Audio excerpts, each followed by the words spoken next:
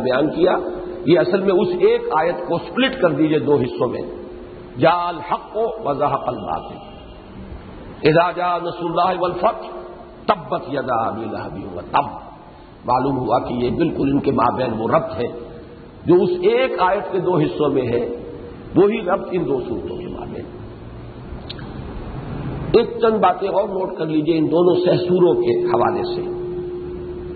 پہلی بات تو یہ کہ یہ جو دونوں سہ سورے ہیں، سورۃ الکافرون اور یہ دو صورتیں، پھر سورۃ الاخلاص اور دو صورتیں، ان دونوں سہ سوروں میں پہلی سورت جو ہے ان کے درمیان بہت قرب ہے، اس لیے کہ آپ کو معلوم ہے کہ حضور کا یہ معمول تھا کہ فجر کی سنتیں کہ جو تمام سنتوں میں اہم ترین ہے، مؤکد ترین ہے، وہ تو تقریباً واجب کے درجے میں چلی جاتی ہیں ہمارے فقہا کے نزدیک۔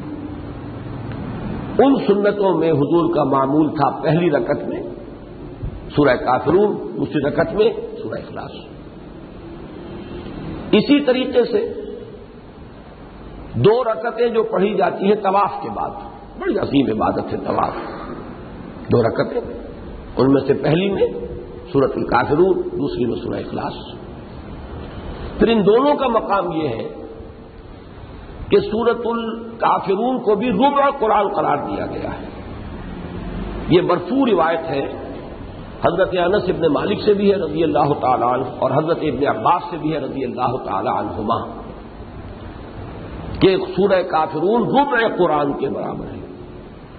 جہاں تک سورہ اخلاص کا تعلق ہے وہ میں بعد میں عرض بھی کر دوں گا تفصیل سے، یہ ثلث سے قرآن کے مساوی قرار دیا حضور نے، اور یہ بخاری اور مسلم کی روایت ہے، بہت اونچے درجے کی روایت ہے، تہائی قرآن کے مساوی سورۃ الاخلاص۔ اچھا، لیکن ایک بات اور نوٹ کر لیجئے کہ یہ جو سے سورے جہاں انٹر لنک ہوتے ہیں، جو آج ہم پڑھ رہے ہیں، یہ تو ایک سورت جو ہے پچھلے سے سورے کی ہے، اور دوسری سورت جو ہے یہ آخری سے سورت جو ہے اس کے بعد والا، اور آج ہمیں ان دونوں کو جمع کرنا ہے اپنے درس میں۔ ان میں بھی ایک بڑی انٹر لنکنگ موجود ہے۔ اسلوب کے اعتبار سے دیکھیے دونوں صورتوں کے، ویسے قوافی نہیں کہنا چاہیے، اصل میں فواصل صحیح لفظ ہے، ان میں بڑی گہری مناسبت ہے، حروف قلقلہ ہیں، با بھی اور دال بھی، دونوں کا اسلوب ایک ہے۔ اور عجیب ترین بات آپ کو یہ نظر آئے گی کہ سورہ لہب کی 4 آیتیں تو با پر ختم ہو رہی ہیں، تبت ابی لہب وتب ما اغنی عنہ مالہ وما کسب سیصلی نارا ذات لہب وامرأتہ حمالۃ الحطب، لیکن آخری آیت فی جیدہا حبل من مسد، اور اب اگلی سورت قل هو اللہ احد اللہ الصمد لم یلد ولم یولد ولم یکن لہ کفوا احد۔ تو اس کا جو صوتی آہنگ ہے اور ان کے اندر جو، جس کو میں نے بارہا کہا ڈیوائن میوزک، ان میں بہت قرب ہے آپس میں، اور انٹر لنکنگ ہو گئی۔ آخری آیت مسد، وہ جو فواصل ہے سورہ اخلاص کے، ان کے ساتھ جڑ رہی ہے، احد، صمد، یولد، پھر احد۔ اس اعتبار سے ان کو بھی آپ ایک دوسرے کے بہت قریب سمجھیں۔ اب آئیے ہم اس تمہید کے بعد اب سورہ لہب کا مطالعہ کرتے ہیں۔ اعوذ باللہ من الشیطان الرجیم، بسم اللہ الرحمن الرحیم۔ تبت یدا ابی لہب وتب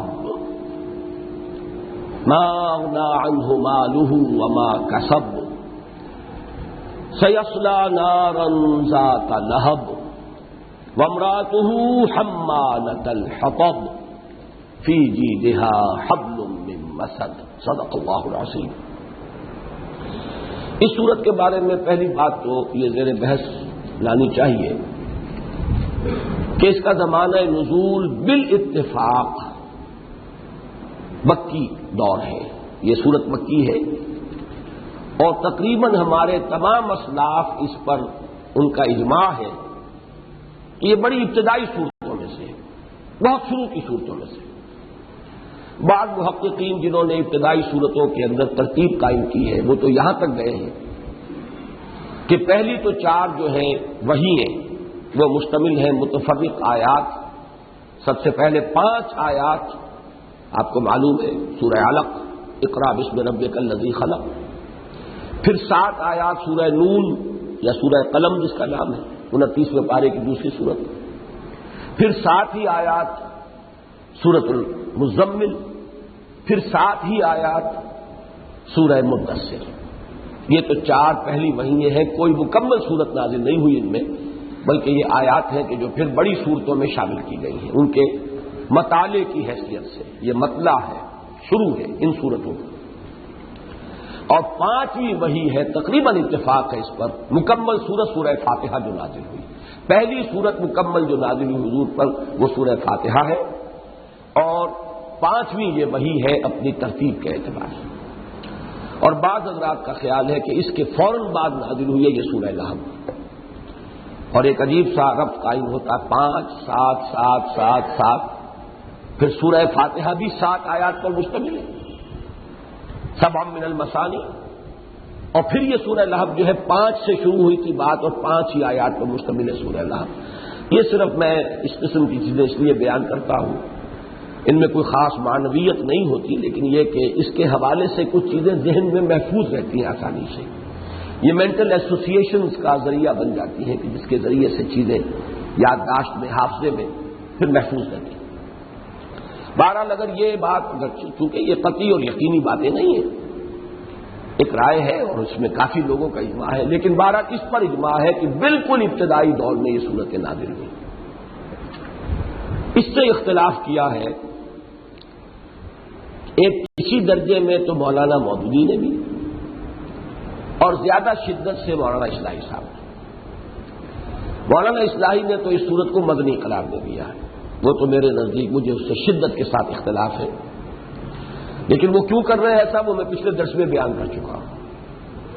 کیونکہ وہ جو اصول ہے مکی اور مدنی صورتوں کے گروپس، اصول صحیح ہے، اس میں جب انہوں نے سورۃ النصر کو مدنی مان لیا تو اب آگے ساری صورتوں کو مدنی ماننے پر مجبور ہیں، ورنہ گروپ صورتوں کے ساتھ نہیں رہیں گے، 8 بن جائیں گے. یہ بہت سے لوگوں کی سمجھ میں بات نہیں آئے گی جو اس پورے پس منظر سے واقف نہیں ہے کہ جس طرح 7 منزلیں ہیں قرآن مجید کی صورتوں کی، اسی طرح 7 گروپ ہیں مکی اور مدنی صورتوں کے. مجھے اصولاً اس سے اتفاق ہے. میرے نزدیک صرف 2 صورتیں مدنی ہیں آخری معوذتین، باقی یہ سب مکی. مولانا اصلاحی نے چونکہ وہ بات مانی ہے کہ وہ مدنی ہے تو اب اس کو بھی مدنی ماننے پر مجبور ہوئے. میرے نزدیک یہ ان کی وہ مجبوری ہے، ورنہ حقیقت یہ ہے کہ کوئی ان کے پاس اس کے لیے قوی دلیل نہیں. دلیل کیا ہے وہ میں بعد میں عرض کروں گا، اس لیے کہ اسی دلیل کو کسی درجے میں مولانا مودودی نے بھی استعمال کیا ہے. لیکن وہ اس رائے پر پہنچے ہیں کہ یہ مکی دور کے اواخر میں نازل ہوئی، ابتدا میں نہیں اواخر میں. یعنی مکی ہونے کی حد تک مولانا مودودی کی رائے بھی بقیہ تمام مفسرین اور اسلاف کے ساتھ ہے کہ یہ صورت مکی ہے، لیکن ابتدائی دور کی نہیں بلکہ اواخر کے دور کی. جبکہ مولانا اصلاحی صاحب اسے ہجرت کے بھی بعد لے گئے ہیں، اس کو مدنی صورت قرار دیا ہے. دلیل کیا دی ہے؟ اور میں حیران ہوں، بڑی پھسپھسی دلیل ہے جو ان دونوں حضرات نے دی. دلیل یہ دی ہے کہ یہ کچھ اچھی بات نہیں لگتی کہ حضور صلی اللہ علیہ وسلم اپنے چچا کی شان میں ایسے الفاظ استعمال کریں. حضور کی تو شان بہت بلند ہے، حضور کا اخلاق بہت، آپ کے اخلاق عالیہ ہیں. یہ چیز جو ہے کچھ آپ کے مقام اور منصب سے کچھ مناسبت نہیں رکھتی کہ اپنے حقیقی چچا کے لیے اس طرح کی حجب کریں اور اس طرح کی بات وہ کہیں اور اتنے شدید الفاظ استعمال کریں جو اس سورہ مبارکہ میں آئے. اب میں اس میں جو جس وجہ سے پھسپھسی اس دلیل کو قرار دیتا ہوں وہ اس وجہ سے کہ اول تو یہ حضور کا کلام نہیں، تو اللہ کا کلام ہے. حضور نے تو حجب نہیں کی ہے، تو اللہ کا کلام ہے. اور قرآن مجید میں اتنے شد و مد کے ساتھ اس کی مثالیں موجود ہیں. یہ تو کچھ بھی الفاظ نہیں ہے جو ابو لہب کے لیے آئے ہیں. سورہ نون میں ولید بن مغیرہ کے لیے جو الفاظ آئے ہیں، وَلَا تُطِعْ كُلَّ حَلَّافٍ مَّهِينٍ حَمَّازٍ مَّشَّاءٍ بِنَمِيمٍ مَّنَّاعٍ لِّلْخَيْرِ مُعْتَدٍ أَثِيمٍ عُتُلٍّ بَعْدَ ذَلِكَ زَنِيمٍ أَن كَانَ ذَا مَالٍ وَبَنِينَ. تو یہ تو قرآن مجید میں حجب کی گئی ہے. لوگوں کی ان کے اخلاق کا جو پردہ ہے چاک کیا گیا ہے. انہوں نے جو بھی لبادے اوڑھے ہوئے تھے اوپر اپنی شخصیتوں کے، اور ان کی اصل شخصیتوں کو اڑیا کر کے دکھایا گیا ہے تاکہ ان کا جو دبدبا تھا، جو روب تھا، جو ان کی ساکھ تھی وہ ختم ہو، اس لیے کہ عوام الناس جو ہے وہ ان چیزوں سے متاثر ہوتے ہیں. جب تک ان کی ساکھ جو ہے یہ نہیں کہ کوئی تصنع کیا جائے، کوئی خلاف حقیقت بات کہی جائے، معاذ اللہ، نہ اللہ تعالیٰ ایسا کر سکتا ہے نہ اللہ کے رسول کر سکتے ہیں. لیکن یہ ہے کہ جو بھی معاندین تھے، مخالفین تھے، ان کی کردار کی پوری پردہ کشی جو ہے وہ قرآن مجید نے کی ہے، اللہ نے کی ہے. اس اعتبار سے میرے نزدیک وہ دلیل بہت ہی کمزور ہے. اوہن البیوت لبیت العنکبوت کے بالکل مصداق ہے کہ دلیل کے اندر کوئی وزن نہیں ہے. اور بہرحال میرے لیے یہ بات سب سے بڑی دلیل ہے کہ یہ سورہ مبارکہ بالاتفاق بالاجماع مکی ہے اور مکے کے بھی بالکل ابتدائی زمانے سے متعلق ہے. اس کے شان نزول میں جو واقعات بیان ہوتے ہیں وہ بخاری اور مسلم میں بھی ہیں، اور اس سے زیادہ اب قوی روایات اور کیا ہوگی. شان نزول کی عام طور پر روایات اتنی قوی نہیں ہوتی سند کے اعتبار سے، لیکن یہ تو بہت ہی قوی روایات ہیں بخاری اور مسلم. پھر ابن جریر طبری کے اندر ایک اور روایت بھی آئی ہے، وہ میں دونوں باتیں آپ کو سنا دیتا ہوں.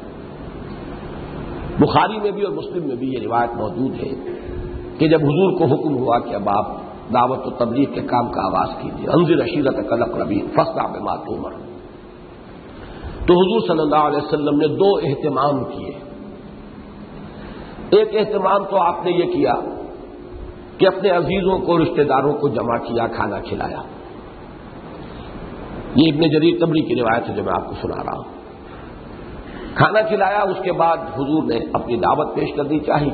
تمام بنو ہاشم جمع تھے، لیکن لوگوں نے شور مچا دیا، جسے آج کی اصطلاح میں آپ کہیں گے ہوٹنگ ہوئی، بات نہیں سنی حضور کی.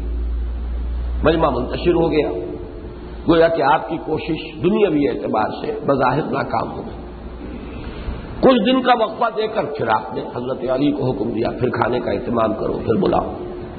حضرت علی یہ سمجھیے کیونکہ حضور کی آغوش میں تربیت پا رہے تھے، 12-13 برس کا بچہ جو کہ عرب میں حضرت اسماعیل کی جو عمر تھی جبکہ وہ ذبیح اللہ کے مقام پر فائز ہوئے، تقریباً وہ عمر ہے حضرت علی کی جبکہ وہ ایمان لائے. تو وہ گویا کہ حضور کے ہاں کے جو کام کاج ہوتے ہیں گھروں کے، جب آپ کے چچازاد بھائی بھی ہیں، آپ کے اپنے گھر میں ہیں، وہیں پرورش پا رہے ہیں، تو ان تمام کاموں میں ظاہر بات ہے کہ وہی بھاگ دوڑ کرتے تھے. دوسری مرتبہ پھر کھانے پر بلایا.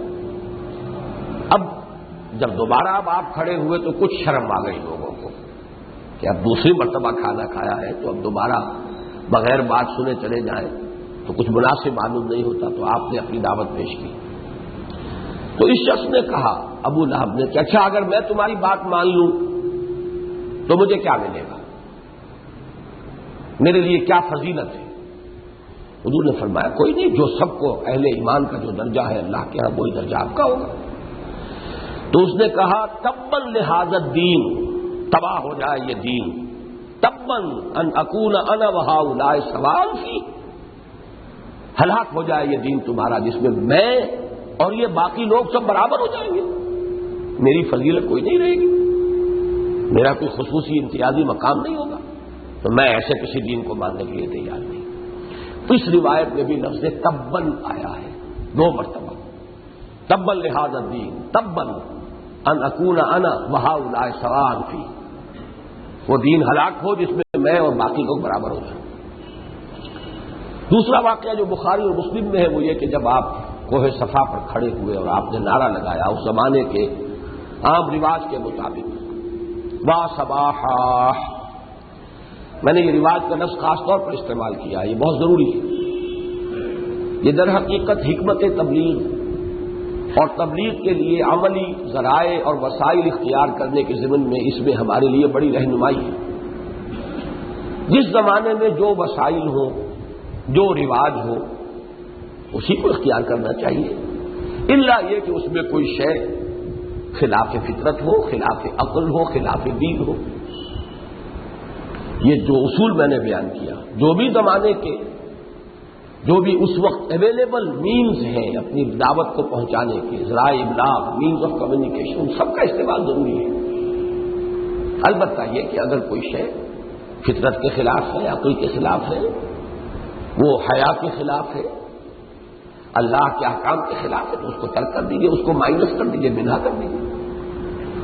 چونکہ وہاں یہ رواج تھا، قبائلی زندگی تھی اور قبائل میں غارت گری ہوتی رہتی تھی، کوئی قبیلہ کسی پر ٹوٹ پڑا، کسی نے کسی پر حملہ کیا، تو اگر اس قسم کی کوئی خبر کسی کو مل جاتی تھی کہ فلاں قبیلہ ہمارے اوپر حملہ کرنے والا ہے، تو اس سے زیادہ اہم خبر اور کوئی نہیں ہوتی تھی، اور رات کے آخری جو حصے ہیں اس میں عموماً یہ چھاپا مارا جاتا تھا اور حملہ ہوا کرتا تھا، جس کو آپ کہتے ہیں the small hours of the morning, کیونکہ بڑی غفلت کا وقت ہوتا ہے، لوگ سوئے ہوئے ہوتے ہیں، نسیم سحری جو ہے وہ تھپکیاں دے رہی ہوتی ہے، مریض اگر ساری رات بھی کسی درد میں اور تکلیف میں تڑپا ہو تو اس وقت ضرور سے کچھ دیر کے لیے سکون حاصل ہوتا ہے، تو غفلت کے وقت چھاپا مارو، ہلاک کرو، لوٹو اور لے جاؤ۔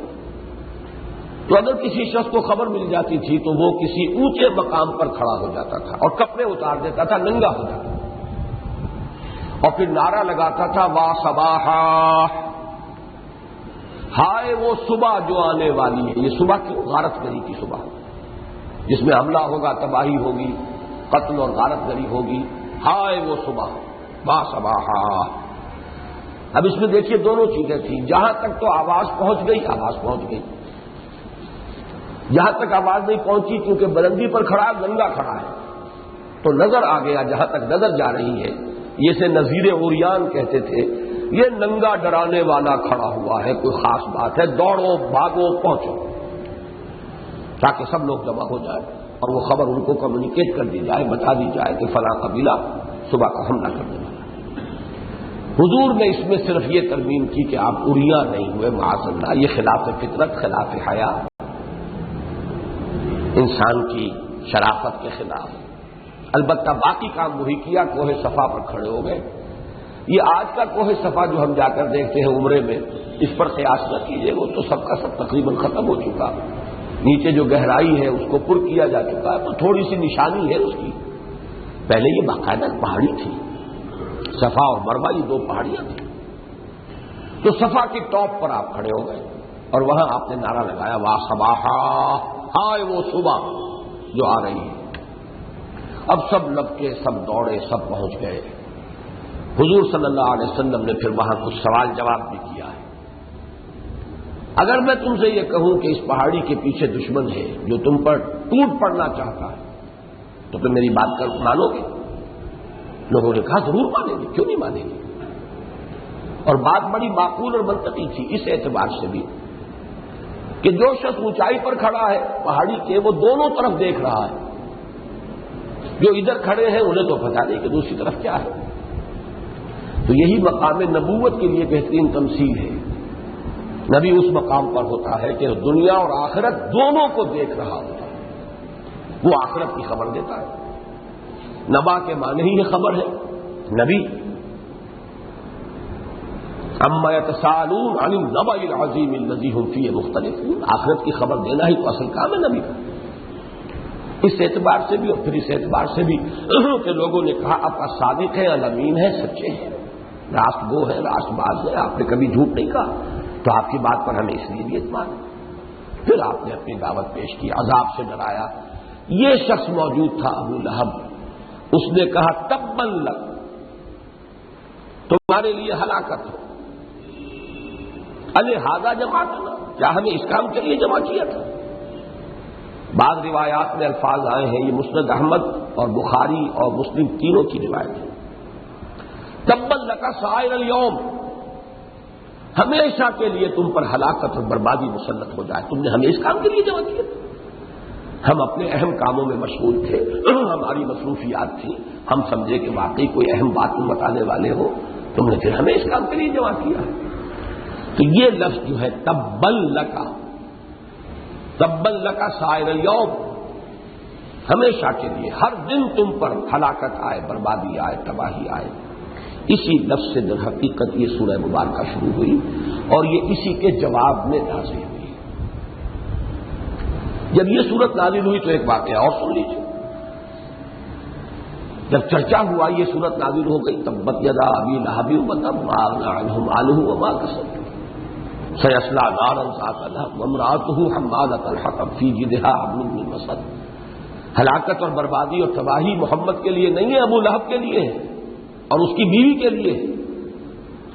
تو یہ بیوی جو ہے ام جمیل، میں اس کے بارے میں تفصیل بعد میں بتاؤں گا، یہ بہرحال بڑے اونچے گھرانے کی خاتون اور ابو لہب خود بڑا سردار، اس کی بیوی، یوں سمجھیے کہ اس دور کی بیگمات میں سے، چوٹی کی بیگمات میں سے ایک بیگم، وہ آئی ہاتھ میں پتھر لیے ہوئے، اور حضور صلی اللہ علیہ وسلم اور حضرت ابو بکر یہ خانہ کعبہ صحن کعبہ میں بیٹھے ہوئے تھے۔ بڑے جلال میں غصے میں بھری ہوئی ام جمیل آئی۔ حضرت ابو بکر نے گھبرا کر کہا کہ حضور یہ آ رہی ہے، کوئی گستاخی کرے گی، پتھر بھی اس کے ہاتھ میں ہے، کیا پتہ پتھر دے مارے۔ آپ نے فرمایا نہیں ابو بکر گھبراؤ نہیں، یہ مجھے نہیں دیکھ سکے گی۔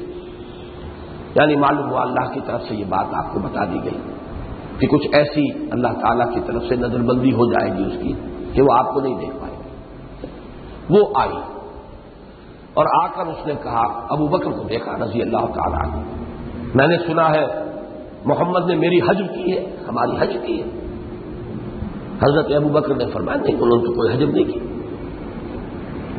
اب یہاں بھی ایک سوال پیدا ہوتا ہے کہ یہ کیسے کہہ دیا حجب نہیں کی؟ وہی نقطہ جو میں پہلے بیان کر چکا ہوں، حضور نے حجب نہیں کی، اللہ نے حجب کی ہے۔ گویا کہ آپ نے ابو بکر صدیق نے کوئی غلط بات نہیں کہی، معاذ اللہ کوئی جھوٹ نہیں بولا، صدیق ہے وہ تو، انہوں نے کوئی حجب نہیں کی آپ کی، لیکن اس نے کہا میں حجب کرتی ہوں کہ اب وہ غصے میں بھری ہوئی، آخر چکی ہے، اس اعتبار سے اپنا ایک مقام بھی سمجھتی ہے۔ تو شاعرہ بھی ہے، اس کے اشعار نقل کیے گئے ہیں، اس نے حضور کا نام محمد کے بجائے مزمم ضد ہے، مذمت کیا ہوا، مذموم، مزممن قلینا ودینہ ابینا وحکمہ عصینا، ڈنکے کی چوٹ میں کہہ رہی ہوں کہ یہ مزمم جو ہے معاذ اللہ نقل کفر نباشت، ہم اس مزمم سے بالکل بیزار ہیں، اعلان بیزاری کرتے ہیں۔ یہ وہی لفظ ہے قلا، والضحی واللیل اذا سجا ما ودعک ربک وما قلا، قلا تو وہی ہے قلینا، مزممن قلینا، اس شخص سے کہ جو نہایت قابل مذمت ہے، معاذ اللہ ہم بیزاری کا اعلان کرتے ہیں، ودینہ ابینا، اور اس کے دین کا ہم انکار کرتے ہیں، رد کرتے ہیں اس کے دین کو، وحکمہ عصینا، اور اس کے حکم جو باتیں بھی وہ بتا رہا ہے ہم اس کی نافرمانی کا اعلان کرتے ہیں۔ یہ اس کا انداز تھا۔ حضور صلی اللہ علیہ وسلم نے جب کہا گیا کہ آپ کی حجب کی ہے اس نے، آپ نے فرمایا نہیں میری تو نہیں کی، اس نے مزمم کی ہے، میں تو محمد ہوں صلی اللہ علیہ وسلم، اس نے مزمم کی ہے، کوئی ہوگا مزمم، میں تو مزمم نہیں ہوں، میرا تو محمد ہے صلی اللہ علیہ وسلم۔ ہمارے لیے اس میں بھی بڑے لطائف ہیں، بڑے اس طور سے ان چیزوں کو لینا چاہیے، ٹال دینا چاہیے، بجائے اس کے کہ ان کو سیریسلی لیا جائے۔ نہیں میری کوئی حجب نہیں کی اس نے، تو مزمم کی ہے، میں محمد ہوں۔ اسی وقت اس نے یہ الفاظ بھی کہے، قد علمت قریش انی بنت سیدہا، سن لو ابو بکر، پورے قریش کو معلوم ہے کہ میں اس کے سردار کی بیٹی ہوں، تو خبردار اگر محمد نے میری یا مزمم نے میری کہیں حجب کی، معاذ اللہ نقل کفر نباشت۔ یہ ہے وہ پس منظر جس میں کہ یہ سورہ مبارکہ، اس کو اب آپ سمجھیے کہ پس منظر میں شان نزول میں وہ واقعہ، تبا لک سائر الیوم، یا تبا لک لہذا جمعتنا، یا تبا لہذا الدین، تبا، جس میں میں اور بقیہ لوگ برابر ہو جائیں، میرے لیے کوئی فضیلت نہ رہے، اس دین کے لیے بھی ہلاکت اور محمد کے لیے بھی ہلاکت صلی اللہ علیہ وسلم، اور ہمیشہ کی ہلاکت، دائمی ہلاکت، اس پر یہ سورہ مبارکہ نازل ہوئی، اور اس پر رد عمل پھر ام جمیل کا وہ آیا جو میں نے ابھی آپ کو سنا دیا۔ اس طریقے سے وہ پورا پس منظر اور پیش منظر بھی کہہ سکتے ہیں، اس سورہ مبارکہ کا پس منظر بھی سامنے آ گیا اور پیش منظر بھی سامنے آ گیا، اور اس میں اب آپ اس سورت کا مطالعہ کیجئے، تبت یدا ابی لہب وتب، یہ نوٹ کر لیجئے کہ یہ بھی اصل میں پیشین گوئی ہے، اس لیے کہ اس کا اصل ظہور تو ہو رہا ہے ہجرت کے بعد، بدر کے بعد اس شخص کا انتقال ہوا ہے، اور بڑی ہی سخت، یوں سمجھیے کہ بہت ہی ناقابل بیان حالت جو ہے اس میں اس کی موت واقع ہوئی ہے۔ یہ تو میں بعد میں تفصیل سے عرض کروں گا کہ اس کی شخصیت کے وہ عناصر ثلاثہ یا اربعہ کون سے ہیں جس کی وجہ سے کہ یہ بدترین انسان ہے حضور کے مخالفین میں سے. لیکن یہ کہ اس کا جو انجام ہوا ہے وہ نوٹ کر لیجیے. غزوہ بدر میں یہ نہیں گیا، بزدل تھا. ابو جہل سے تقابل کیجیے گا، وہ بزدل نہیں تھا. مخالف وہ بھی تھا حضور کا، بزدل نہیں تھا. عتبہ مخالف وہ بھی تھا، بزدل نہیں تھا. وہ گئے ہیں اور اپنے باطل دین کے لیے گردنیں کٹوائی، جانے دیے، قربانی دی. یہ بزدل تھا، اس نے مرسنری بھیج دیا. ایک شخص پر اس کا بہت سا قرض تھا اور وہ قرض ادا کرنے کے قابل نہیں رہا تھا. کہا جاؤ میری طرف سے تم جنگ کے اندر حصہ لو. وہ شخص گیا اور وہاں قتل بھی ہو گیا. یہ نہیں کیا. پھر جب وہاں پر اتنی بڑی شکست ہو گئی تو بڑی قسم پرسی کے عالم میں پھر اسے کچھ پھوڑے نکلے نہایت زہریلے. چیچک بھی کہا گیا اس سے. اس طرح کے پھوڑے نکلے نہایت زہریلے جس سے کہ لوگ دور بھاگتے تھے، اس کے گھر والے قریب نہیں آتے تھے. اسی میں اس کی موت ہوئی ہے. کوئی اس کی تیمارداری کرنے والا نہیں تھا. دولت بھی اس کی اور سب اس کے اعزاء اور اقربا بھی اور اس کے اپنے بیٹے بھی قریب نہیں پھٹتے. پھر یہ کہ مر گیا ہے تو وہ چونکہ خوف تھا کہ یہ چھوت کی بیماری ہے، لگ نہ جائے، تو کئی دن تک لاش پڑی رہی ہے، قریب کوئی نہیں. سڑ گئی بری طریقے سے. پھر حبشیوں کو بلا کر، جیسے یوں سمجھیے کہ کہیں ہمارے اس معاشرے میں چوڑوں اور چماروں کو بلا کر اور پھر لکڑیوں سے دھکیل کر ایک گڑھا کھود کر اور لکڑیوں سے دھکیل کر، ہاتھ نہیں لگانا اس کو، اور اس کی لاش جو ہے گڑھے میں ڈالی گئی. یہ انجام اس شخص کا ہوا ہے. تو یہ اصل میں پیشن گوئی ہے، بعد میں ہونا ہے. اور میں یہی بات عرض کر چکا ہوں کہ اذا جاء نصر اللہ والفتح یہ بھی پیشن گوئی ہے. یہ دونوں پیشن گوئیاں ہیں. اور یہ دونوں در حقیقت وہ سورہ بنی اسرائیل کے اندر جو آیت آئی ہے، ظاہر بات ہے وہ بھی ہجرت سے قبل کی صورت ہے. اس وقت تک بھی ابھی نہ فتح آئی تھی نہ باطل کو زوال آیا تھا. جاء الحق وزهق الباطل ان الباطل کان زهوقا، وہ بھی پیشن گوئی تھی کہ یہ ہو کر رہے گا، انجام کار یہی صورت پیدا ہوگی. تو یہ بھی پیشن گوئی ہے اور سورۃ النصر بھی پیشن گوئی ہے. تبت، یہ تبا کا لفظ عربی زبان میں ہلاکت، بربادی، بہت برا انجام، زور کا ٹوٹ جانا، زوم کا ختم ہو جانا، ان سب کے لیے آتا ہے. قرآن مجید میں سورہ مومن میں یہ لفظ آیا ہے وما کید فرعون الا فی تباب. فرعون نے جتنی بھی چالیں چلی حضرت موسیٰ کے خلاف وہ برباد ہو کر نہیں، ہلاک ہو کر نہیں، کوئی نتیجہ خیز نہیں ہوئی. اسی طرح یہ لفظ آیا سورہ ہود میں وما زادوہم غیر تتبیب. تفعیل کے وزن پر اس سے تتبیب ہو گیا. تباب یہ بھی مصدر ہوا. یہ تتبیب جو ہے یعنی ان سرداروں نے اپنی قوموں کے جو سردار تھے انہوں نے اپنی قوموں کو ورغلایا اور ہلاکت اور بربادی ہی میں اضافہ کیا. چاہے وہ قوم ہود کے تھے یا قوم صالح کے تھے یا آل فرعون تھے یا قوم لوط کے سردار تھے. وما زادوہم غیر تتبیب. اسی سے یہ لفظ ہے تبت یدا ابی لہب وتب. ٹوٹ گئے دونوں ہاتھ، یا یوں سمجھیے کہ طاقت سے محروم ہو گئے دونوں ہاتھ. اور ہاتھ آتے ہیں کسی کے قوت کے لیے، ذو العید، ہاتھوں والا یعنی قوی، توانا. ابو لہب کا زور ٹوٹ گیا یعنی ٹوٹ جائے گا، ٹوٹ جانے والا ہے. پیشن گوئی چونکہ قطعی ہے، اللہ تعالیٰ پیشن گوئی فرما رہے ہیں تو ماضی کے صیغے میں جیسے کہ ہو چکا، اتنا یقینی، اتنا حتمی. ماضی کا فعل ماضی عربی زبان میں کسی شے کے حتمی اور یقینی ہونے کے لیے بھی آتا ہے، چاہے مستقبل کی شے ہو. یہی وجہ ہے کہ آخرت کے تمام حالات جو قرآن میں آئے وہ فعل ماضی میں آئے. یہ ہو گیا اس اعتبار سے کہ یہ اٹل ہے، شدنی ہے، ہو کر رہنا ہے. تبت یدا ابی لہب وتب. اب ہم اپنے محاورے میں کہیں گے ٹوٹ گئے دونوں ہاتھ ابو لہب کے، وتب، اور وہ خود بھی ہلاک ہو گیا. یعنی اس کا اقتدار بھی ختم ہو جائے گا، اس کا دبدبہ بھی ختم ہو جائے گا، اس کی شوکت و ثروت بھی ختم ہو جائے گی اور خود وہ بھی ہلاک ہو جائے گا. اور ہلاک کیسا ہوگا وہ تو بعد میں سامنے آ گیا. تب یہ حقیقت کھلی ہوگی کہ تب اس کا مفہوم کیا تھا، کتنی حسرتناک موت ہوگی اور کتنا حسرتناک انجام ہوگا. وہ شخص جو بہت صاحب ثروت تھا، بہت دولت والا تھا، بہت اونچی حیثیت والا تھا اپنے معاشرے میں.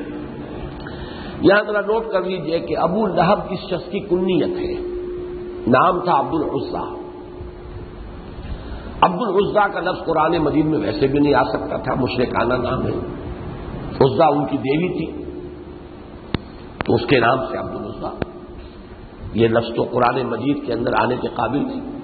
ایک تو اس وجہ سے وہ لفظ نہیں آیا بلکہ کنیت آئی، اور دوسرے آپ نوٹ کریں گے کہ اس میں صنعت لفظی ہے۔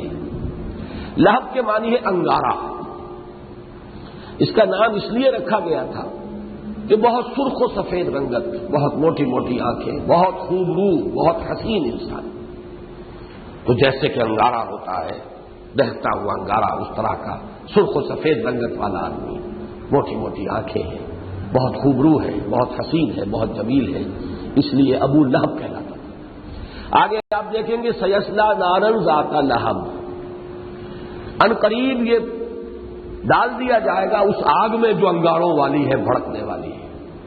تو وہ نام کی مناسبت اور بہت عمدہ صنعت لفظی اس کو کہتے ہیں ادبی صنعت کے اندر، اصناف ادب میں، اس اعتبار سے یہ لفظ لایا گیا اور بہت مناسب ہے یہ کہ اس کے حوالے سے اس کا ذکر کیا جا رہا ہے۔ تبت یدا ابی لہب و تب، یہاں یہ بھی نوٹ کر لیجیے کیونکہ بیوی کا تذکرہ بھی آ جائے گا، بیوی کی بھی کنیت ام جمیل تھی،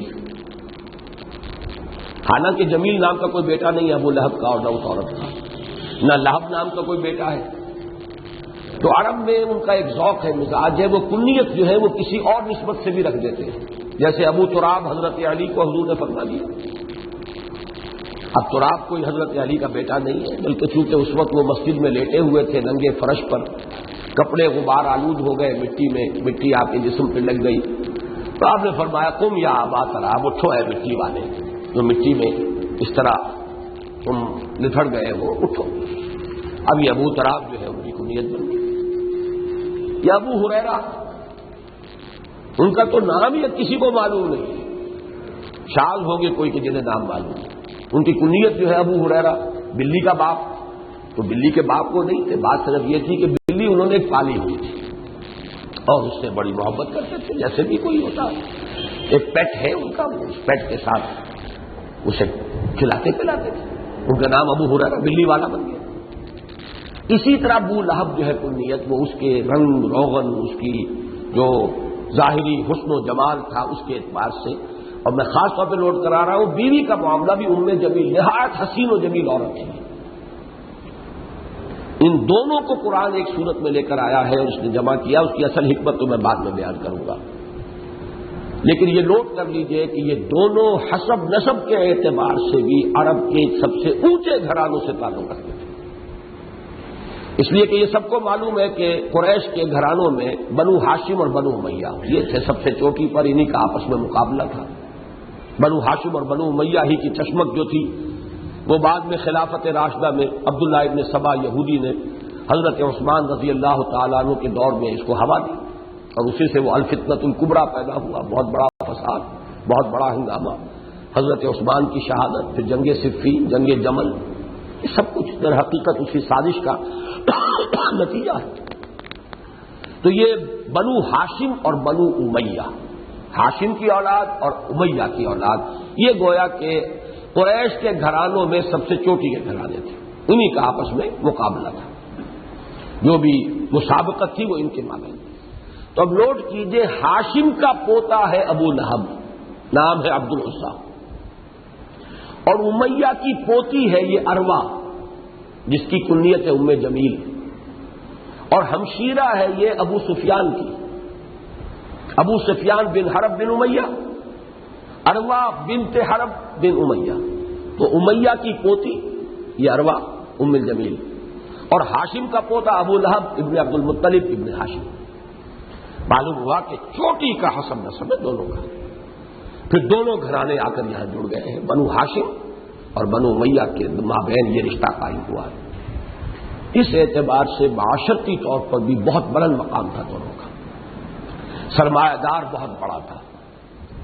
پھر یہ وہاں کی قریش کی ہائرارکی تھی، جو بھی ان کا ایک نظام حکومت تھا، وہ فارملی تو آپ اسے حکومت سے تعبیر نہیں کر سکتے، قبائلی نظام تھا، لیکن مختلف مناصب تھے جو منقسم تھے۔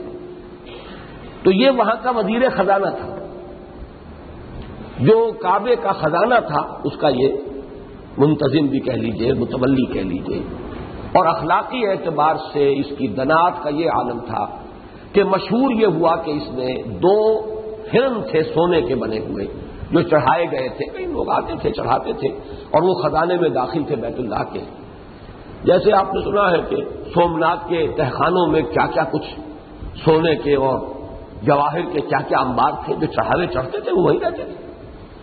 اسی طرح یہ چونکہ بت خانہ بنایا ہوا، دنیا کے بت قدوں میں پہلا وہ گھر خدا کا، ہم اس کے پاسباں ہیں وہ پاسباں ہمارا، تو وہ تو اس وقت بت قدا تھا، چڑھاوے چڑھتے تھے اور وہ اس کے بیت المال میں جمع ہوتے تھے. وہاں سے اس نے 2 ہرن چرا لیے تھے.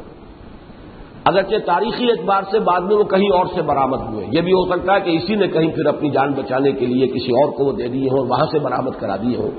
لیکن خود اس کی جو بھی دنات تھی، پستی تھی اخلاق کی، وہ اس سے ظاہر ہوتی ہے کہ پورے مکے میں یہی مشہور تھا، ہرن چور.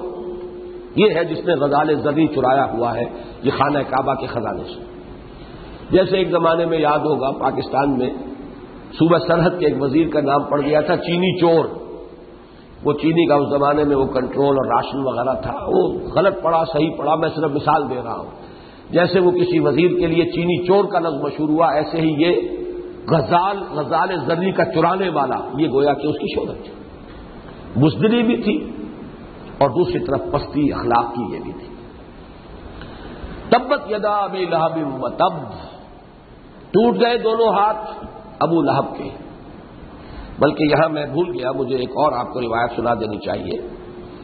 جب یہ صورت نازل ہوئی ہے تو اس کے بعد ایک تو میں نے ام جمیل کا رد عمل آپ کو بتایا، وہ حجب کہتی ہوئی آئی اور اس نے کہا کہ کیا محمد نے میری حجب کی ہے؟ میں نے سنا ہے. حضرت ابو بکر نے فرمایا نہیں، انہوں نے تو کوئی حجب نہیں کی آپ کی. تو پھر اس نے حجب کی. مزممن قلینا ودینہ ابینا وحکمہ عصینا. اسی طرح کا واقعہ آتا ہے کہ اس سورت کے نزول کے بعد تبت یدا ابی لہب وتب، ٹوٹ گئے دونوں ہاتھ ابو لہب کے. اس کے بعد وہ یہ کیا کرتا تھا کہ مجموعے میں لوگوں کے سامنے گویا کہ استہزاء کے انداز میں اپنے دونوں ہاتھوں کو سامنے رکھ کر کہتا تھا تبا لکما ما ارا فیکما شیئا مما یقول محمد، تمہارے دونوں کے لیے ہلاکت ہو، مجھے تو کوئی شے تم میں نظر نہیں آئی وہ بات جو کہ کہہ رہے ہیں محمد نے تو کہا تھا کہ ہاتھ ٹوٹ گئے، میرے ہاتھ تو نہیں ٹوٹے. گویا کہ حضور کی یعنی نفی کرنے میں یہ کہ حضور کی یہ پیشن گوئی غلط ہے. میرے تو ہاتھوں کو ابھی تک کچھ نہیں ہوا، کوئی بسکنٹا نہیں نکلا، کوئی اس میں کوئی خلل واقع نہیں ہوا، کوئی ہڈی نہیں ٹوٹی، میرے ہاتھ تو صحیح سالم ہے. میں جب یہ واقعہ پڑھ رہا تھا تو مجھے ایک اور واقعہ یاد آیا سیرت کا، دلچسپی کے اعتبار سے، ورنہ اس صورت کے درس سے اس کا کوئی تعلق نہیں ہے.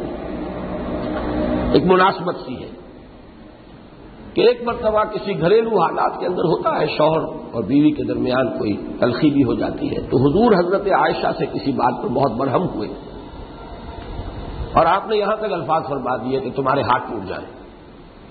پتہ نہیں کیا تقصیر ہوگی، کوئی نہ کوئی تو ہوگی بات جس پر حضور کو غصہ زیادہ آ گیا. اب حضور تو چلے گئے باہر اور آپ بھول بھی گئے اس وقت ایک خاص کیفیت میں وہ الفاظ نکل گئے تھے. کچھ دیر کے بعد واپس آئے تو اب حضرت عائشہ اپنے ہاتھوں کو دیکھ رہی ہیں اور یہ انداز تھا ان کا، بڑا لطیف انداز تھا، یہ پروٹیسٹ کا انداز ہے اصل میں. انہوں نے کہا کیا کر رہی ہوں؟ بس کیا میں دیکھ رہی ہوں کہ کب آپ کی بد دعا کا اثر ظاہر ہو.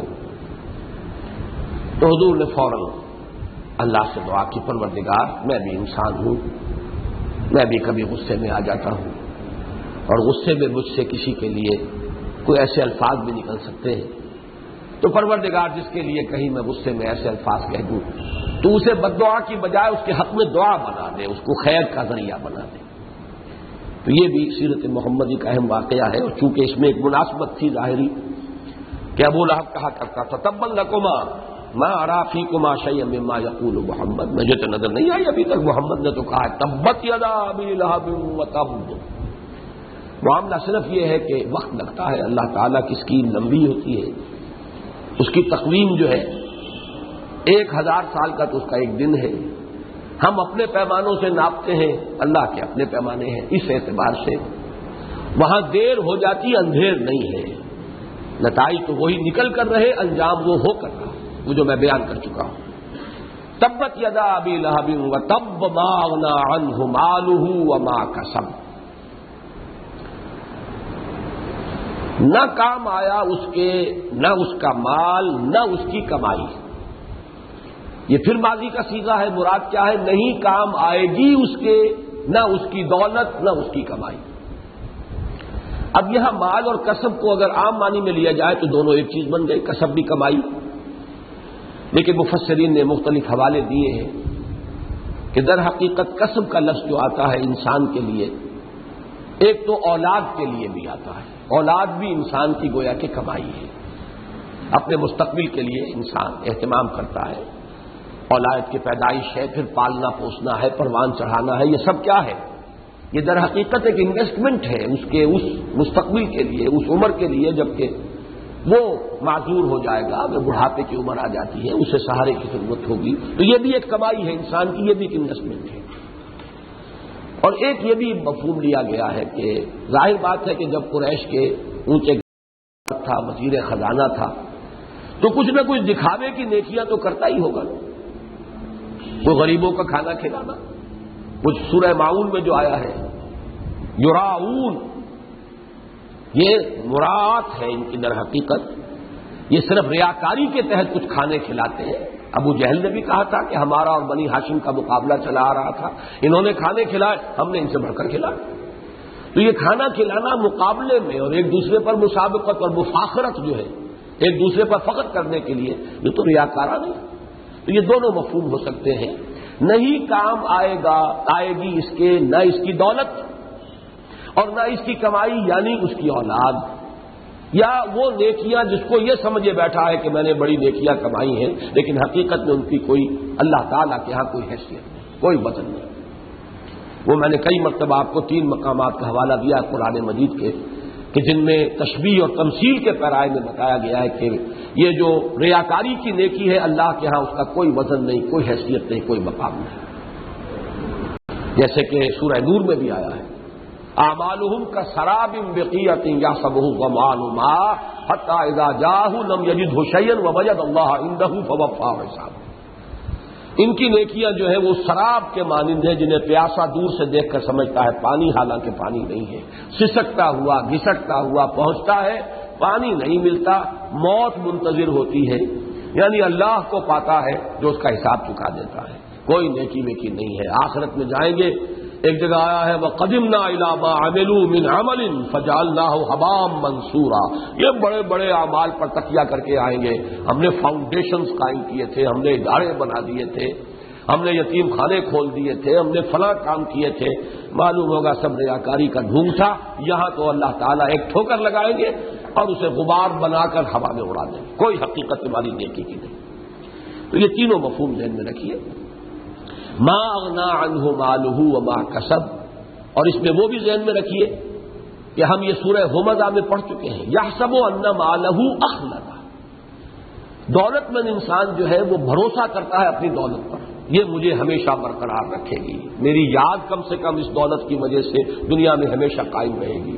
پیرامڈس، وہ جو میں نے آپ کو انگریزی کی عبارات بھی سنائی، کام اینڈ سیلف پوزیسڈ پyramids equivalent to eternity, the defined cry of man's will to survive and conquer the storms of time.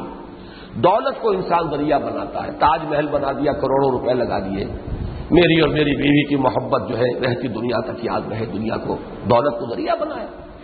ایک شہنشاہ نے دولت کا سہارا لے کر ہم غریبوں کی محبت کا اڑایا ہے مذاق. حقیقت تو یہ ہے کہ وہ ما اغنا عنہ مالہ وما کسب یحسب ان مالہ اخلد. یہ گویا کہ اسی کی طرف حوالہ ہو رہا ہے.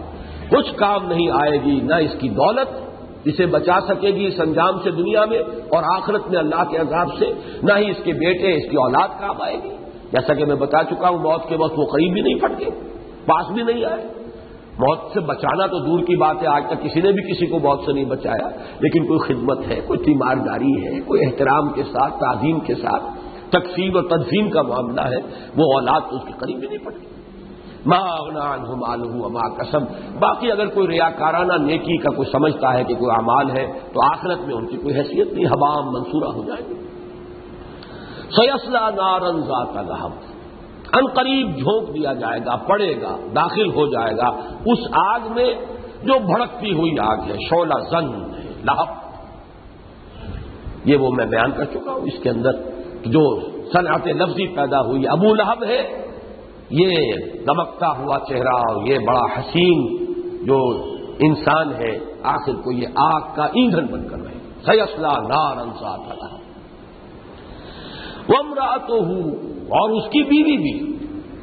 میں اسے حالت رفیع میں سمجھتا ہوں. سیصلی میں جو ضمیر فاعلی ہے اسی پر عطف ہے. داخل ہوگا وہ خود بھی، وامرأتہ اور اس کی بیوی بھی.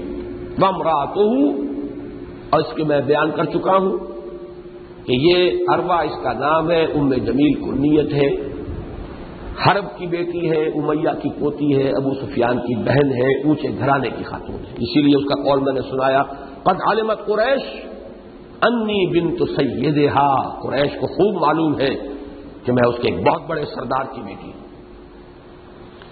وامرأتہ حمالۃ الحطب، یہ ذرا مشکل ہے حصہ یہاں پر نحوی اعتبار سے، معنی کے اعتبار سے بھی، اور خاص طور پر اس کا جو اس کا اعراب ہے اس کے اعتبار سے یہ ایک خاصا مختلف فی معاملہ ہے. حمالۃ الحطب، حطب کہتے ہیں ایندھن، ایندھن ڈھونے والی، ایندھن اٹھا کر لے جانے والی. یہ کنیزیں ہوتی تھی ان کی جو جاتی تھی کہیں باہر سے لکڑیاں وغیرہ چن کر لاتی تھی تاکہ ایندھن کا کام دے. رسی ہوتی تھی ان کے گردن میں پڑی رہتی تھی.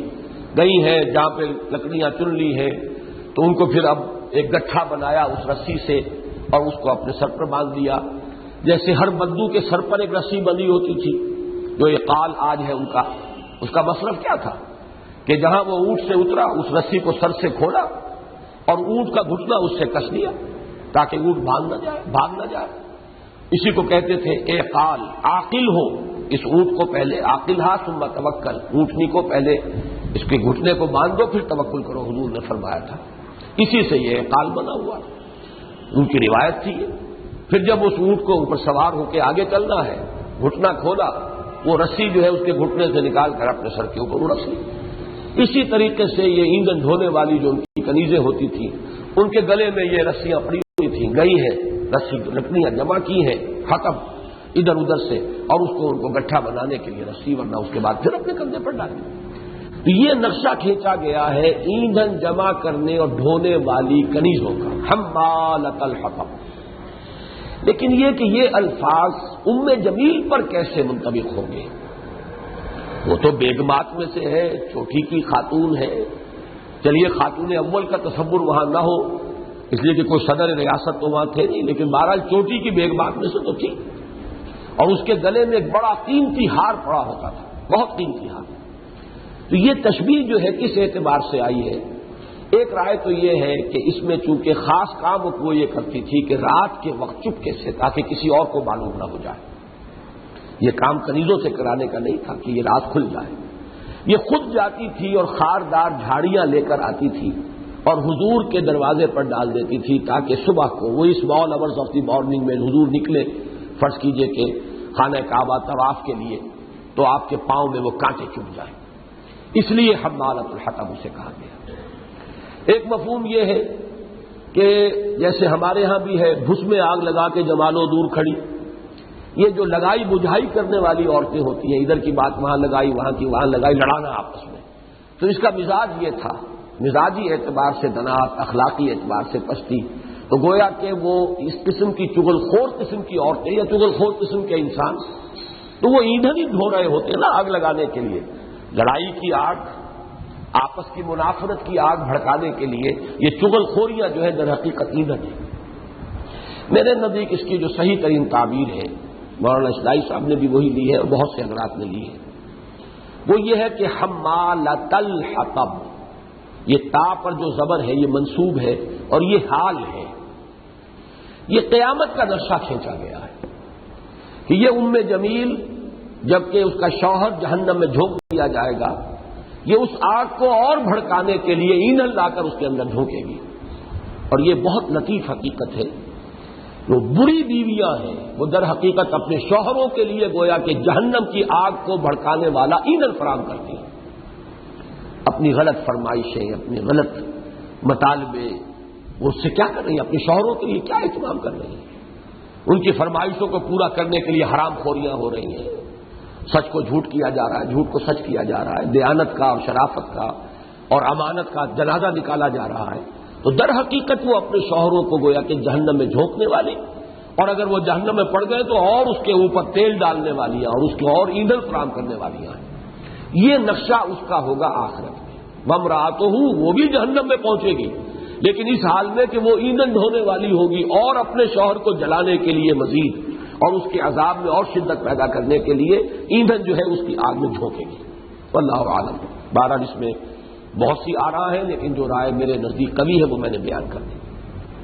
فی جیدہا حبل من مسد، اس کی گردن میں ہوگی ایک رسی، بلکہ رسا ہوگا ہی صحیح ہے، اس لیے کہ موٹے بٹے ہوئے رسے کو کہتے ہیں حبل، اور مسد لوہے کے تاروں کو بھی بٹ کر بنایا جاتا تھا، بہت مضبوط رسا، اس لیے کہ آپ کو معلوم ہے کہ وہاں کنواں اگر کہیں ہوتا تھا تو بہت گہرے ہوتے تھے، اس میں سے پانی کھینچنے کے لیے بڑے مضبوط رسوں کی ضرورت ہوتی تھی، یا یہ کہ کھجور کے پتوں سے بناتے تھے، جیسے آج کل بھی آپ کو وہاں نظر آتی ہیں رسیاں بنتی ہیں، یا کھجور کا ریشہ ہے بٹ کر بناتے تھے، یا اونٹ کے بالوں کو بٹ کر جو ہے بناتے تھے، تو مضبوط رسے۔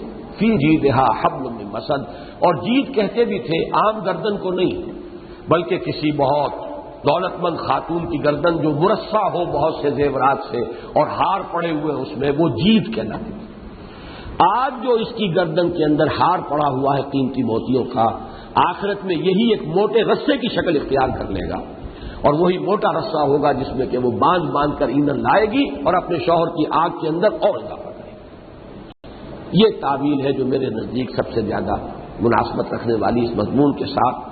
تبت یدا ابی لہب وتب ما اغنی عنہ مالہ وما کسب سیصلی نارا ذات لہب وامرأتہ حمالۃ الحطب فی جیدہا حبل من مسد۔ اب اس سورت کے جو الفاظ ہیں اور ان کے معنی پر تو ہم نے بحث کر لی۔ ایک بہت بڑا سوال یہ ہے کہ قرآن مجید میں اس طریقے سے صراحت کے ساتھ نام لے کر کسی اور کا ذکر نہیں ہوا، کسی کافر کا، نہ ابو جہل کا نام اس طرح لیا گیا، نہ ولید بن مغیرہ کا لیا گیا، نہ اخنس ابن شریق کا لیا گیا، نہ عقبہ ابن ابی معیط کا لیا گیا، کسی کا نہیں لیا گیا۔ کیا وجہ ہے؟ ابو لہب کے ذکر میں اتنا اہتمام، اتنے شد و مت کے ساتھ ایک مکمل صورت، یہ آیتیں نہیں ہیں، یہ تو مکمل صورت ہے، شہر معانی ہے۔ سور کہتے ہی فصیل کو ہے، ایک فصیل شہر کے گرد کھچی ہوئی ہے، پورا شہر اس کے اندر ہے۔ یہ کیا وجہ ہے، کیا امتیازی کیفیت تھی اس شخص کی اور پھر اس کی بیوی کی بھی؟ ویسے مفسرین نے صرف اس شخص کے بارے میں بات کی ہے، بیوی کے بارے میں بات نہیں کی ہے، کسی نے بھی نہیں کی ہے۔ یہ میں بعد میں عرض کروں گا، اس میں جو اللہ تعالیٰ نے رہنمائی فرمائی ہے، جو میری رائے ہے وہ میں بعد میں عرض کروں گا۔ پہلے میں بتا دوں کہ اس پر جو محنتیں کی ہیں ہمارے مفسرین نے، مولانا مودودی نے کافی محنت کی ہے، چیزیں جمع کی ہیں۔ اس میں سب سے بڑی بات تو یہ ہے کہ یہ شخص ابو لہب جو ہے یہ نہایت قریبی رشتہ دار ہے حضور کا، قرابت دار، چچا ہے، سگا چچا۔ اور عرب کا یہ عام جو ہے ان کا اصول کہہ لیجئے، ان کی معاشرت، اس میں یہ تھا کہ قبائلی نظام میں اپنے رشتہ داروں کا ساتھ دینا یہ شرافت اور مروت کا تقاضا تھا۔ اسی تقاضے کے تحت ابو طالب نے ساتھ دیا آخری وقت تک مرتے دم، بنی ہاشم نے سب نے ساتھ دیا، بنی مطلب نے سب نے ساتھ دیا۔ معلوم یہ ہوا کہ یہ خاندانی شرافت اور نجابت کا تقاضا تھا جو پورا ہوا، اور یہی تو وجہ ہے کہ 10 برس تک حضور کو پروٹیکشن حاصل رہی، ورنہ ٹکا بوٹی کر دیتے قریش۔ ان کی نگاہوں کے سامنے ایک شخص ہے دندناتا پھر رہا ہے مکے کی گلیوں میں، کچھ نہیں کہہ سکتے اسے، اس لیے کہ اگر اس کے اوپر دسترازی کریں گے تو قبائلی جنگ شروع ہو جائے گی، بنو ہاشم کے ساتھ جنگ شروع ہو جائے گی۔ بنو ہاشم کا سردار ہے ابو طالب اور وہ پشت بنا ہے، وہ ساتھ دے رہا ہے، چاہے ایمان نہیں لایا، ایمان تو نہیں لایا۔ بنی ہاشم کی اکثریت ایمان نہیں لائی تھی جب شیب بنی ہاشم میں داخل ہوئے، وہ صرف خاندانی قرابت داری کی وجہ سے داخل ہوئے۔ اس اعتبار سے اس کا یہ کردار جو ہے یہ بہت ہی قابل مذمت کردار تھا کہ اتنا قریبی عزیز ہونے کے باوجود یہ شخص اس درجے حضور کی ضد میں، عناد میں، دشمنی میں اتنا آگے بڑھ گیا۔ یہ گویا کہ عرب کے اس عام مزاج، ان کے جو بھی ان کی ویلیوز تھی اس کے اعتبار سے اس کی خصوصیت ہے۔ یا نوٹ کر لیجئے قرآن مجید میں اکثر رسولوں کے تذکرے میں آتا ہے کہ وہ یہ کہتے تھے وما اسألکم علیہ من اجر، اے لوگوں، اس تبلیغ، اس دعوت، اس نصیحت پر میں تم سے کوئی اجرت طلب نہیں کرتا، تم سے کوئی اجر نہیں چاہیے۔ یہ تو گویا کہ اصل اصول بنیاد ہے۔ لیکن ایک جگہ قرآن مجید میں سورہ شورى میں اس میں ایک استثناء بھی آیا ہے، قُل لَا أَسْأَلُكُمْ عَلَيْهِ مِنْ أَجْرٍ إِلَّا الْمَوَدَّةَ فِي الْقُرْبَى۔ ایک اللہ آ گیا، اے نبی ان سے کہہ دیجئے مجھے تم سے کوئی اجر نہیں چاہیے سوائے یہ کہ قرابت داری کی محبت کا تو کوئی لحاظ کرو، میرا ساتھ نہ دو، میری دشمنی تو نہ کرو۔ یہ بھی در حقیقت عرب کا وہی جو قبائلی پس منظر ہے، اس کا لحاظ کرو۔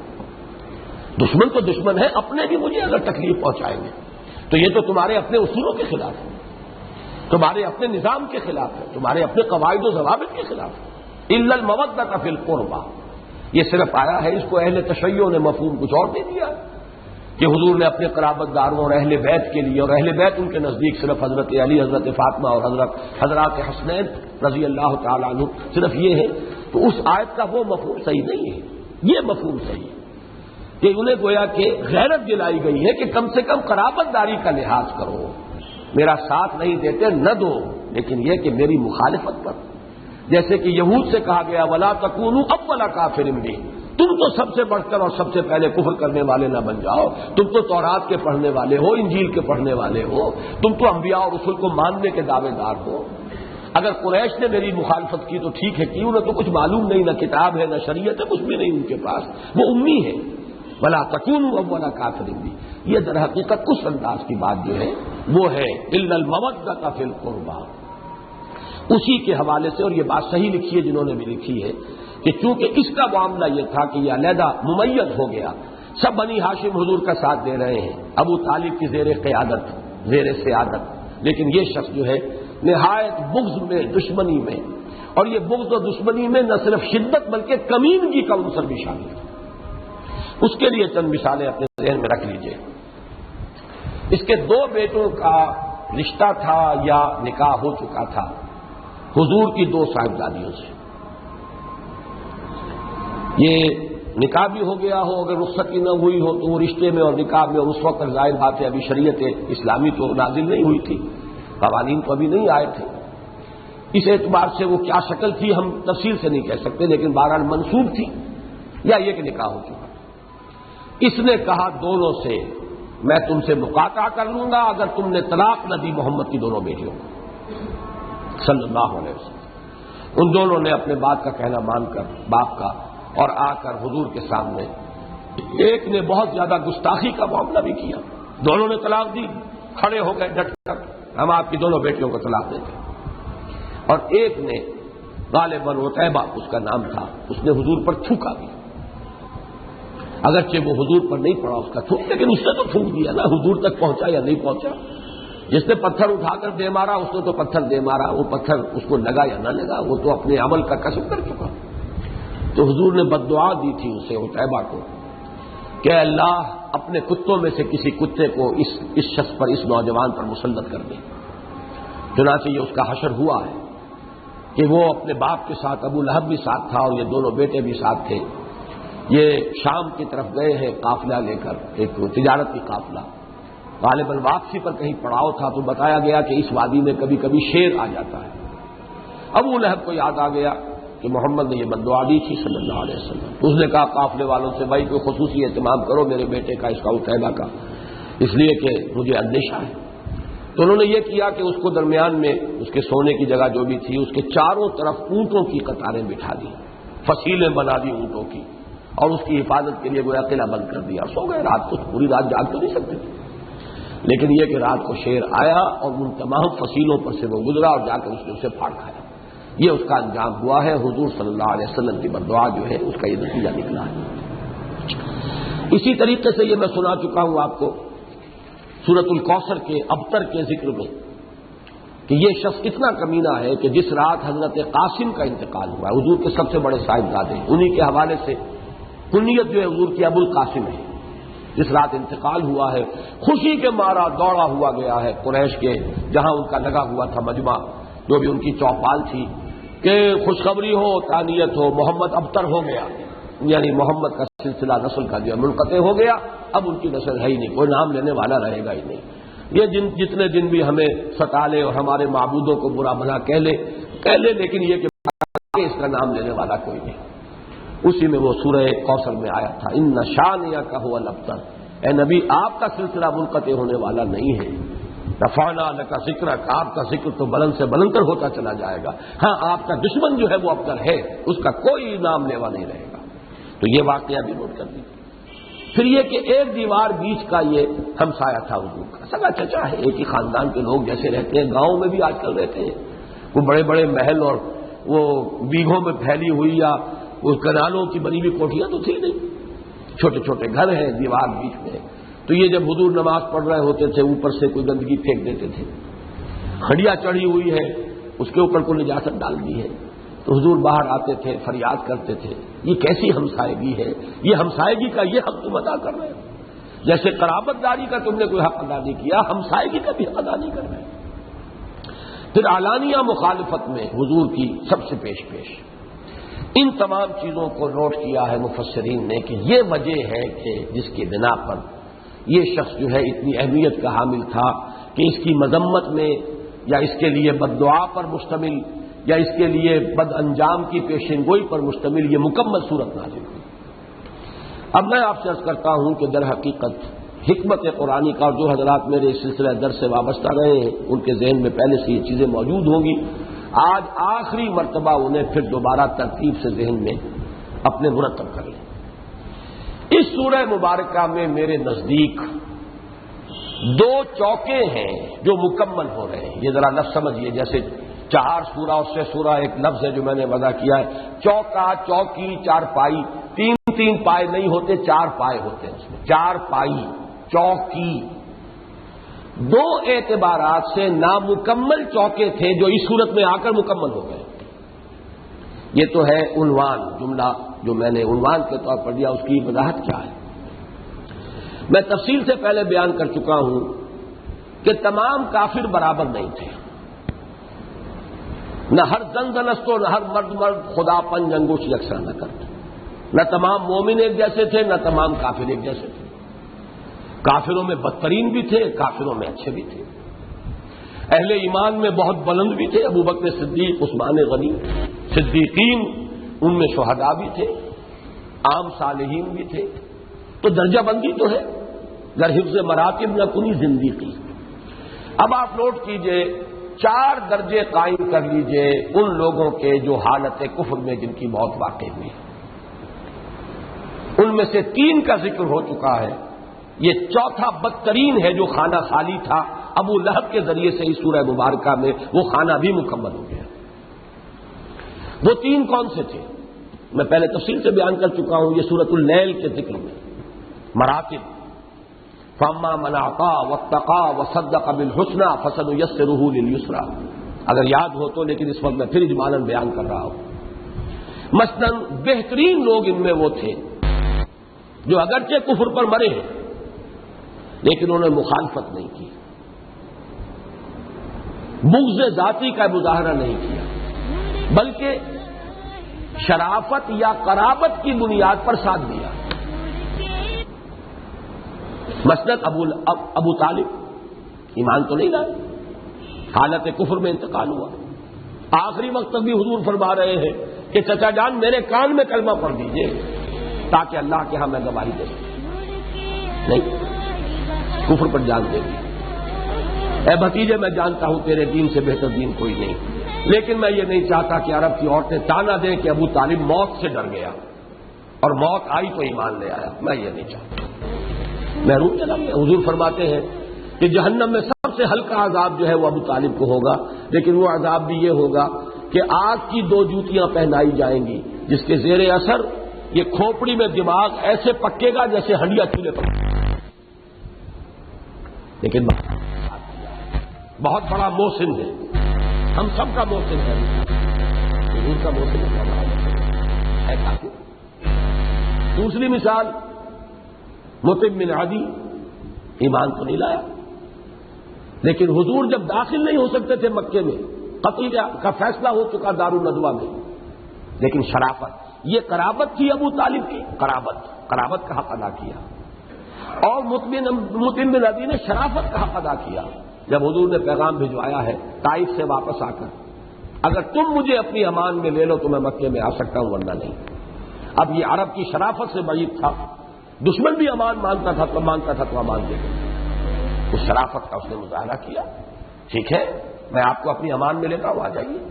حضور نے پھر پیغام بھیجا، یوں نہیں خود آ کے لے کر جاؤ، اس لیے کہ دارالندوا میں تو فیصلہ ہو چکا ہے، قتل کر دو محمد کو، ہر شخص کے ہاتھ میں لائسنس ہے قتل کرنے کا، کھلی چھوٹ ہے اسے، تو اگر جیسے ہی میں داخل ہوں کوئی شخص قتل کر دے گا، حملہ کرے گا، اور پھر وہ پلی یہ لے سکتا ہے مجھے کیا پتا تھا کہ مطعم بن عدی نے امان دی ہے، لہٰذا حضور نے کہا آ کر لے کر جاؤ۔ وہ شخص اپنے 6 جوان بیٹوں کو لے کر آیا ہے ہتھیار سجا کر، اور پھر ان کے پہرے میں حضور کو مکے میں لے کر داخل ہوا۔ میرا اور آپ کا محسن ہے یا نہیں؟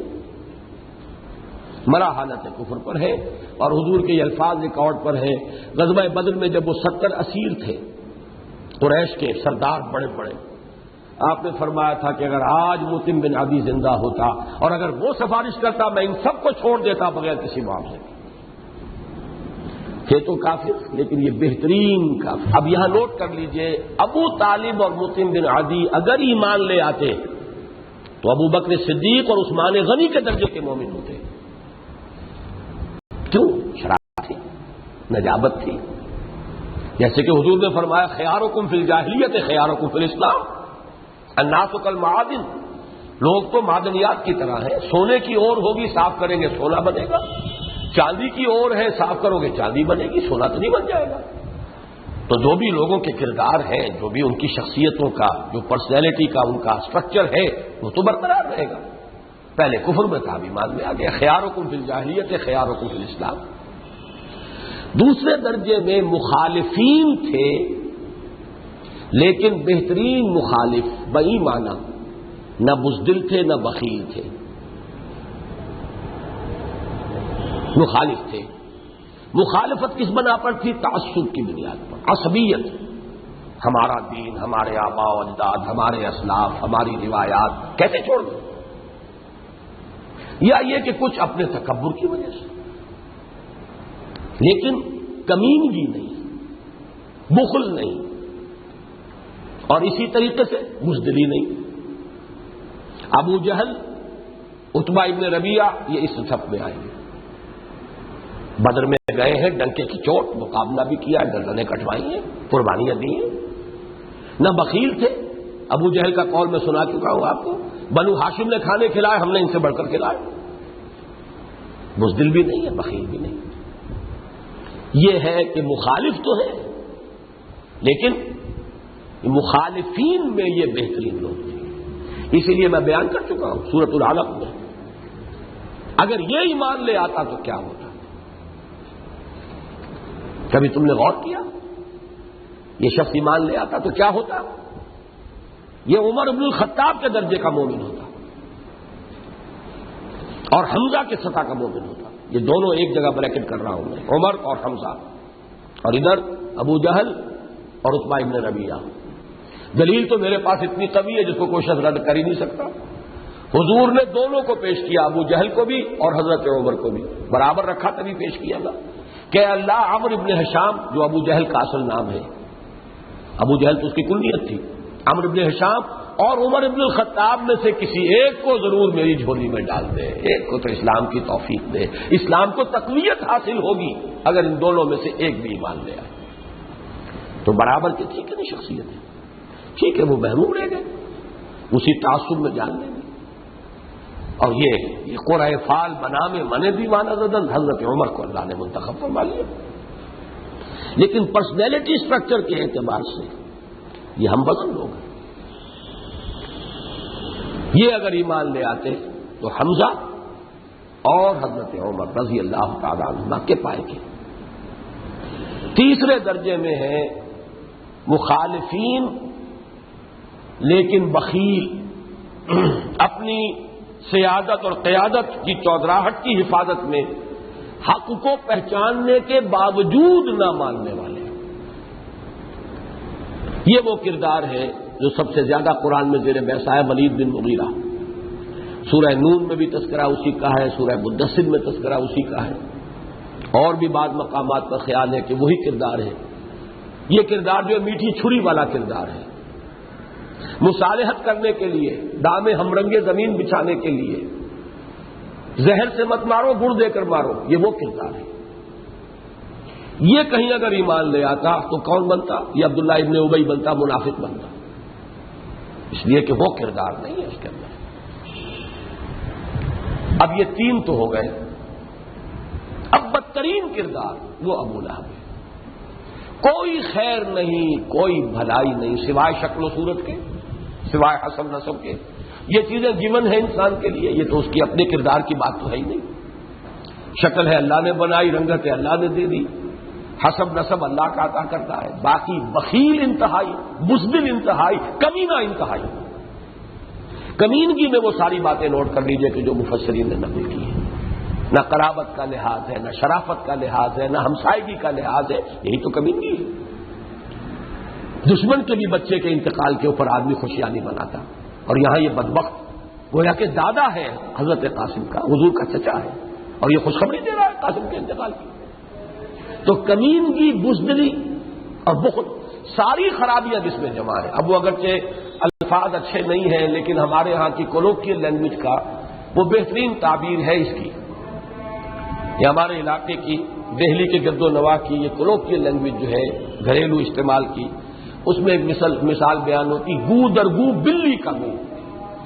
یعنی فضلے بھی جو ہوتے ہیں، گائے بھینس کا جو ہے گوبر، آپ اسے لیپنے میں، پوتنے میں، گوبر اس کے بنا کے آپ نے اوپلے جلا لیا، ایندھن بنا لیا، کسی کام تو آیا.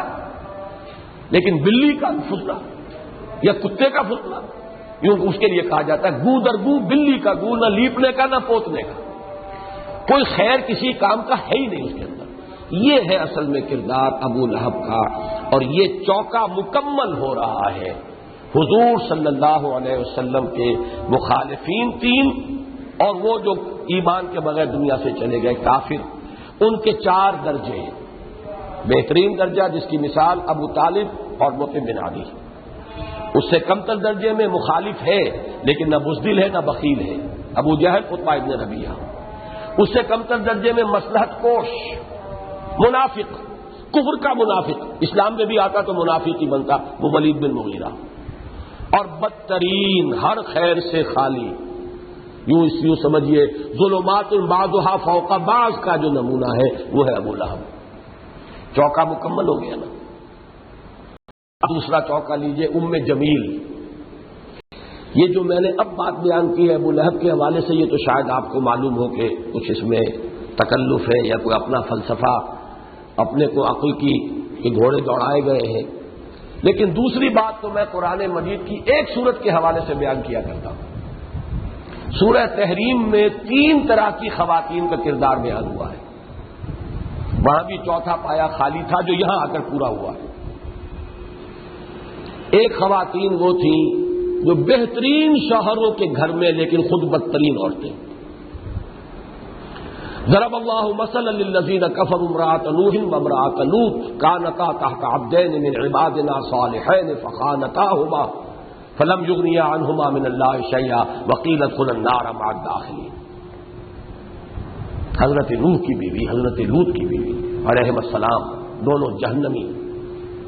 معلوم ہوا کہ بدترین معاملہ ہو گیا کہ شوہر وہ اللہ کے رسول، اللہ کے بندے، کانتا تحت عبدین صالحین، لیکن یہ کہ خود نہایت بدتر کردار. دوسرا کردار، بدترین شوہر کے ہاں بہترین بیوی. وضرب اللہ مثلا للذین آمنوا امرأۃ فرعون، شوہر خدا کا دشمن، باغی، انا ربکم الاعلی کا مدعی. بیوی حضرت آسیہ، نہایت نیک سرشت، پاک دینت عورت. اسے وہ محل کا عیش اور آرام جو ہے وہ کاٹ کھانے کو دوڑ رہا ہے.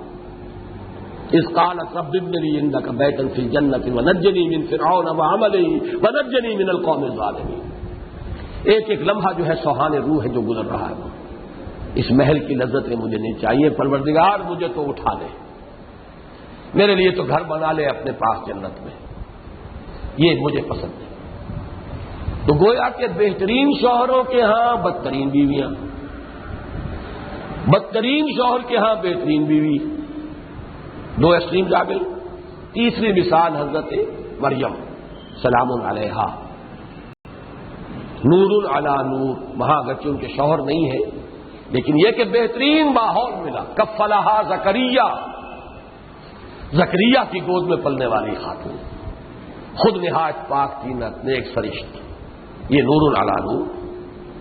ومریم ابنۃ عمران التی احصنت فرجہا فنفخنا فیہ من روحنا وصدقت بکلمات ربہا وکتبہ وکانت من القانتین۔ بتائیے چوتھی جگہ ہے کہ نہیں خالی؟ بدترین شوہروں کے ہاں، شوہر کے ہاں بہترین عورت تضاد ہے نا، بہترین شوہروں کے ہاں بدترین بیویاں تضاد ہے۔ لیکن نور علی نور مریم، تو ظلمات بعضھا فوق بعض وہ ام جمیل، وہاں بھی ایک پایا تھا خالی جو یہاں آ کر پورا ہوا۔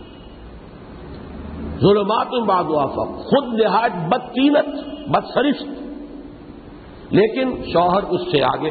یہ کہنا مشکل ہے کون بدتر ہے، یہ ہے قرآن مجید کی اس حکمت کا مضمون جو اس سورہ مبارکہ میں آ کر مکمل ہوا۔ مخالف یا کافروں کے 4 درجے، ان میں بدترین ابو لہب۔ خواتین کے لیے 4 امکانات ان کی حیثیت کے، ان میں بدترین ظلمات بعضھا فوق بعض ابو لہب بھی ہے، اور ظلمات بعضھا فوق بعض یہ ام جمیل بھی ہے۔ اور دونوں کے بارے میں آپ کو بتا چکا ہوں کہ حسب و نسب دونوں کا بہت اونچا، امیہ اور ہاشم کا خاندان جڑے ہوئے ہیں یہاں، ابو سفیان کی بہن ہے، حرب کی بیٹی ہے، لیکن صورتحال یہ ہے۔ اور آج میں سمجھتا ہوں کہ پھر اسی پر ہم اکتفا کریں، ورنہ سورۃ الاخلاص کا تو کوئی حق ادا نہیں ہوگا، اس کا تو ہمیں حق ادا کرنا ہے۔ میرا خیال یہ تھا کہ آج یہ دونوں صورتیں ہم مکمل کر لیں گے، لیکن ما شاء اللہ کان وما لم یشاء لم یکن، جو اللہ نے چاہا وہ ہوا، اور جو اللہ نے نہیں چاہا وہ نہیں ہو سکتا تھا۔ اب اگلے جمعے کا مسئلہ یہ ہے کہ جمعہ تو میرا ہے کراچی میں، لیکن میں ابھی یہ طے کر لیتا ہوں کہ ہفتے کو میں واپس آ جاؤں گا، اور ہفتے کا درس ہوگا اور سورہ اخلاص انشاءاللہ تعالی اگلے جمعے میں ہم پڑھیں گے۔ باقی اس کی جو عظمت ہے، اس کا جو مقام و مرتبہ ہے، وہ کسی کو بتانے کی ضرورت نہیں ہے۔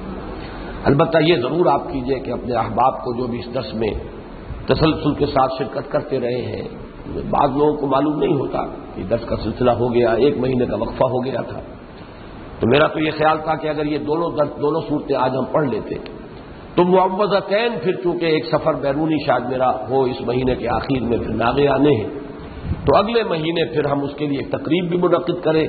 یہ ہمارا مسلسل درس قرآن جو ہے یہ اختتام کو پہنچے گا معوذتین پر، لیکن یہ کہ اب اس کا جو ٹائم ٹیبل میں نے ذہن میں بنایا تھا وہ تو درہم برہم ہو گیا، اس لیے کہ آج ہم صرف سورہ لہب تک ہی اپنے اس درس کو رکھ سکے ہیں۔ اب جو بھی اللہ کو منظور ہوگا، بہرحال یہ نوٹ کر لیجئے، اگلے ہفتے انشاءاللہ العزیز یعنی 12 تاریخ کو ہم سورہ اخلاص کا مطالعہ کریں گے۔